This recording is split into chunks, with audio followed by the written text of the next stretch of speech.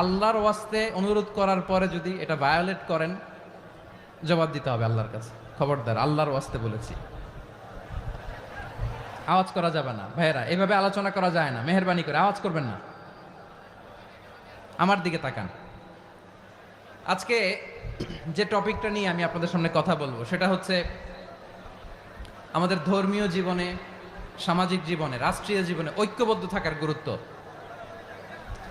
The importance of unity in our life. আমরা ঐক্যবদ্ধ থাকতে চাই কি চাই না? এই আপনাদের গলার আওয়াজ। আমরা ঐক্যবদ্ধ জীবনযাপন করতে চাই কি চাই না? চাই। ঐক্যের কোনো বিকল্প নাই। গত 50 বছর তো দেখেছি এই ডিসইউনিটি, অনৈক্য, বিভেদ, বিচ্ছিন্নতা আমাদেরকে কোথায় নিয়ে গিয়েছে।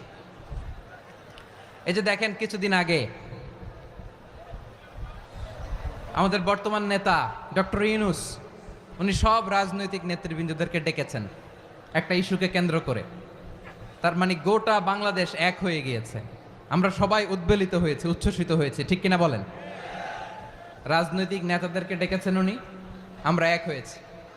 এরপরে ধর্মীয় অঙ্গনের যে লিডাররা, বিভিন্ন ধর্মের, শুধু মুসলিম না, সবাইকে ডেকেছেন, আমরা ঐক্যবদ্ধ হয়েছি। এটাকে বলে ন্যাশনাল ইউনিটি, জাতীয় ঐক্য।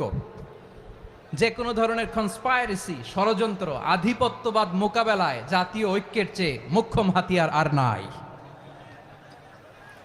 আমাদের একটা প্রতিবেশী দেশ আছে, আমরা আমাদের দেশ নিয়ে যত ভাবি তারা তার চেয়ে বেশি ভাবে।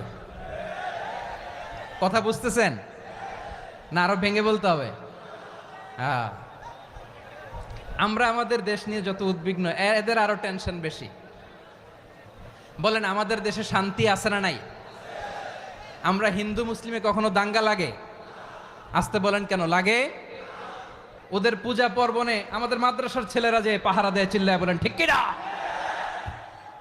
আমাদের তাফসির মাহফিলের সময় ওরা ডিস্টার্ব করেন, ঢোল বাজায় না।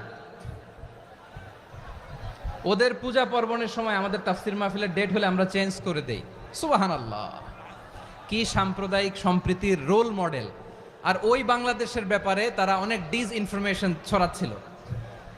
ভারতের অনেকগুলো গণমাধ্যম, আমি জেনারেলাইজ করব না, আমাদের প্রতিবেশী দেশের সব গণমাধ্যমকে আমি দোষ দিতে চাই না, অনেকগুলো গণমাধ্যম তারা ডিসইনফরমেশন শেয়ার করেছে। ডিসইনফরমেশন আর মিস ইনফরমেশনের পার্থক্য আছে। মিস ইনফরমেশন না জেনে ভুল বুঝে একটা মিথ্যা বা ভুল তথ্য ছড়িয়ে দেয়া, এটার ক্ষমা আছে, এটার কি আছে? আর ডিসইনফরমেশন মানে ইচ্ছা করে, প্ল্যান করে, ম্যাপ করে, ছক এঁকে মিথ্যা, গুজব, রটনা সোশ্যাল মিডিয়ায় ছড়ানো, এটার ক্ষমা আছে? আওয়াজ করে বলেন, ক্ষমা আছে? ভারতের কিছু গণমাধ্যম তাই করেছে। আমরা ব্যথিত হয়েছি, আমাদের হৃদয়ে রক্তক্ষরণ হয়েছে। আমাদের প্রতিবেশী দেশকে বলতে চাই, আমাদের দেশ নিয়ে আপনাদের ভাবার দরকার নাই। নিজের চরকায় তেল দেন, নিজের দেশ নিয়ে ভাবেন।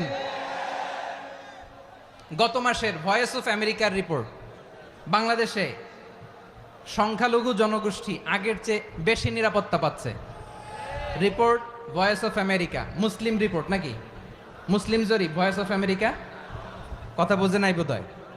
ভয়েস অফ আমেরিকা কি আমাদের রিপোর্ট? না, ভয়েস অফ আমেরিকার জরিপ, বাংলাদেশের সংখ্যালঘু জনগোষ্ঠী আগের চেয়ে ভালো নিরাপত্তা পাচ্ছে। শুধু এখানেই শেষ না, মাইক্রোসফটের একটা জরিপ শোনায় আপনাদেরকে। তারা সারা পৃথিবীতে গুজব, ভুয়া আর মিথ্যা নিউজ ছড়ানোতে কোন দেশ সেরা একটা রিপোর্ট করেছে। এর মধ্যে 1 নম্বরে এসেছে ভারতের নাম। মাইক্রোসফট তো মুসলমানরা চালায় না? কথা বোঝে নাই বোধহয়। প্রতিবেশী দেশকে বলবো, আপনারা নিজের চরকায় তেল দেন, আপনারাও শান্তিতে থাকেন, আমাদেরকেও শান্তিতে থাকতে দেন। সব চেঞ্জ করা যায়, প্রতিবেশী চেঞ্জ করা যায় না। আমাদের ল্যান্ড তাদের ল্যান্ড, পাশাপাশি। আমরা চাই তারাও সুখে থাক, আমরাও সুখে থাকি, ঠিক কিনা? কিন্তু প্রতিবেশী হলে বন্ধুত্বপূর্ণ আচরণ করতে হয়। প্রতিবেশী যদি বন্ধু না হয়ে প্রভু হতে চায়, এরকম দানব প্রতিবেশী কেউ চায় না। ভারত যদি বন্ধুত্ব উপহার দেয়, আমরাও বন্ধুত্ব দিব। কি বলেন? তারা যদি বন্ধুসুলভ আচরণ করে, আমরাও বন্ধুত্ব উপহার দেব। কারণ আমাদের পররাষ্ট্র নীতি হচ্ছে সবার সাথে বন্ধুত্ব, কারোর সাথে বৈরিতা নয়। আলহামদুলিল্লাহ বলেন, কত চমৎকার পলিসি আমাদের। আমরা নির্বিবাদী, আমরা বাংলাদেশিরা শান্তিকামী, we are proud of that. এজন্য আমরা গর্ববোধ করি। আমাদের পররাষ্ট্র নীতি সবার সাথে বন্ধুত্ব, কারোর সাথে শত্রুতা নয়। তাই প্রতিবেশী দেশকে বলবো, আমার ভাইয়েরা, আপনারাও আমাদের ভাই, বন্ধুত্ব দিলে বন্ধুত্ব পাবেন। বন্ধুত্ব ইজ ওয়েলকাম, দাদাগিরি নয়। বন্ধুত্ব ওয়েলকাম, দাদাগিরি নয়, লাউড অ্যান্ড ক্লিয়ার। ভারত যদি বন্ধুত্ব দেখায়, বন্ধুত্ব পাবে। কিন্তু ভারত যদি বাংলাদেশে আধিপত্যবাদ বিস্তার করতে চায়, বাংলাদেশের 18 কোটি জনগণ সেটা রুখে দেবে। ভারত যদি গৌর গোবিন্দের ভূমিকায় নামতে চায়, দেশের 18 কোটি মুসলমান শাহজালালের ভূমিকায় নামবে।